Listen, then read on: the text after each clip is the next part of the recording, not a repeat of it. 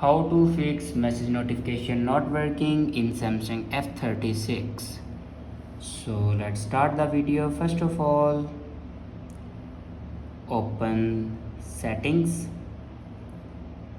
In settings, scroll down and here you can see the option apps. Now click on apps and then scroll down and here you can see the option messages app. Now click on it and then here you can force stop your messages app. After force stop your messages app, then go back to the main page of your settings and click on sound and vibration. Now scroll down and click on do not disturb and here you can check your do not disturb. If you turn on your do not disturb, then turn it off. After turn off your do not disturb, then go back to your home screen and restart your device. For restart your device, press and hold power button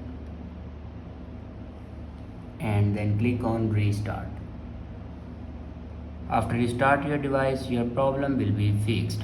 I hope this video is helpful for you. Thanks for watching.